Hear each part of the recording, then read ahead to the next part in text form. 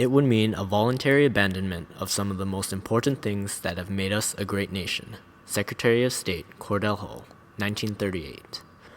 The argument between those who support a foreign policy based on isolationism and those who support a foreign policy based on internationalism was going on for almost 20 years prior, with neither side taking a decisive lead, resulting in America standing on the sidelines of the world. After the attack on Pearl Harbor in 1941, the United States was forced to adopt a temporary internationalist policy and enter the war. But after the Second World War, the debate about whether to remain isolationist or to become internationalist rose again in America. Through the foreign policy struggle between isolationism and internationalism, the Truman Doctrine acted as a catalyst of change toward the more active internationalist policy of the United States that has lasted until today.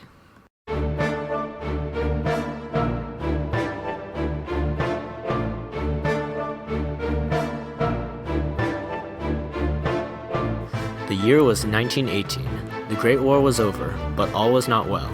The economy was in a decline, and there was still a large amount of bitterness about the war. Nativism, the belief that natural-born Americans were better than immigrants, started to rise. Interest in anything European declined. Immigrant quotas were put into place. America was shielding itself from Europe.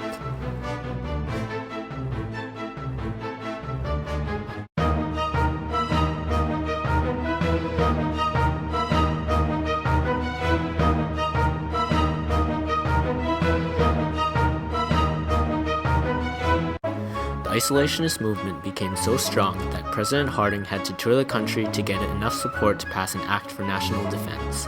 Internationalists were not giving up in their efforts to enact an internationalist policy, though. During the Harding administration, internationalists fought very hard to get the United States to join the League of Nations.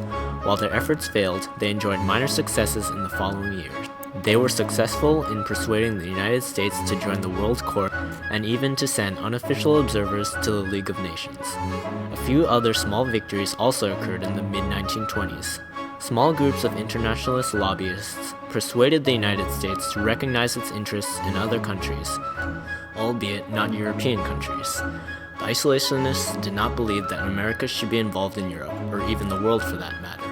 They saw America's God complex as a problem and did not want to let it out. The isolationists also had a vested interest in keeping America neutral. They realized that neutrality leads to trade, and more importantly, profit. Internationalists were more concerned with the morals of the rest of the world than anything else. They wanted to protect the freedoms of the rest of the world at any cost.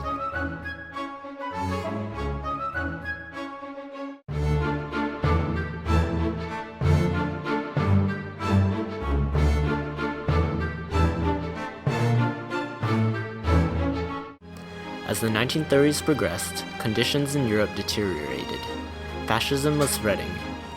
Hitler and Mussolini started expanding their states. Alliances emerged. It looked like a complete repeat of World War I. The League of Nations was supposed to be a war deterrent. The only problem was, it had no power. The Spanish Civil War broke out. Throughout all of this, the United States barely lifted a finger to stop these pending threats. When Germany decided to become even more aggressive, the internationalists took notice and neutrality was threatened.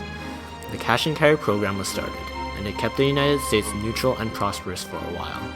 When the Allies, specifically Britain, could no longer afford weapons, the United States agreed to the Lend-Lease program, which gave the Allies weapons, providing they would be paid back later. This act threatened the neutrality of the United States by creating an imbalance of trade in favor of the Allies.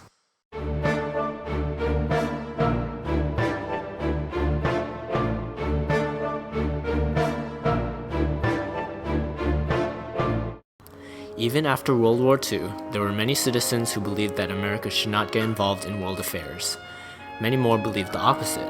The same arguments that have been common 15 years earlier ensued. Several events in 1947 changed the circumstances in favor of an internationalist policy. The governments of Greece and Turkey were failing after the war. Greece was even being attacked with arms supplied by the Soviet Union. Great Britain could no longer support other nations. Their power was declining. A new nation was needed to help keep democracy from failing throughout the world.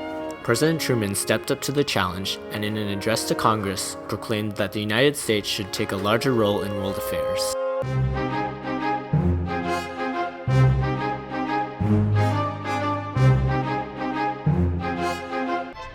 The free peoples of the world look to us for support in maintaining their freedom.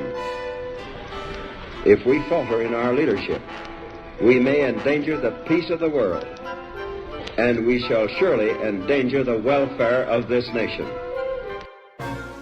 Even though the policies outlined in the Truman Doctrine were not revolutionary or even new, seeing as they had been followed for years beforehand, the Truman Doctrine cemented them as America's foreign policy.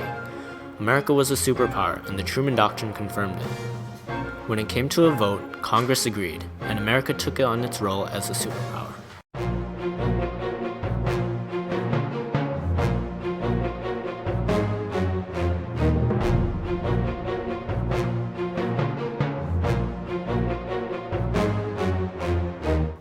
The impact of the Truman Doctrine was immense. The United States drew a line in the sand, declaring that they would not tolerate any more attempts to extinguish democracies. The direct effect of the speech was that the United States sent $400 million of aid to the governments of Greece and Turkey. Congress also sent experts to Greece and Turkey to help them rebuild after the devastation of the war. The relief efforts succeeded, and both Turkey and Greece remained democratic.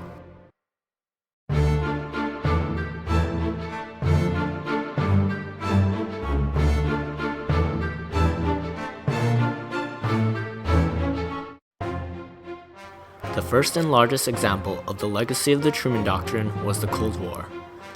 The Truman Doctrine set a collision course between the United States and Soviet Union based on fundamental differences in ideals. The United States laid claim to the leadership of the free world without opposition and led the fight against the Soviet Union. Allowing the Soviet Union to expand at the cost of democracies was unacceptable. The United States took these ideals to the next step and became interventionists in the Korean War, Vietnam War, and Panama's Just Cause. While the interventionist sentiment eventually faded, the internationalist one didn't.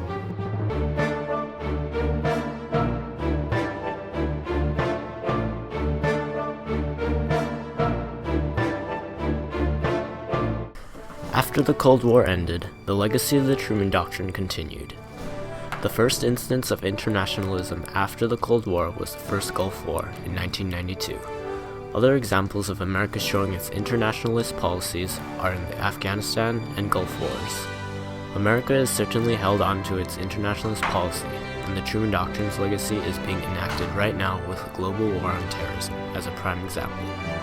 While internationalism struggled a lot with isolationists as it was in its early stages, the Truman Doctrine came through and plunged the United States into an internationalist foreign policy whose impact on the world is still being felt.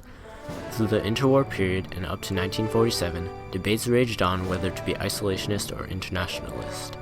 After the Truman Doctrine, the U.S. firmly stepped out as an internationalist, with the greatest impact being the Cold War and a legacy that has lasted until today.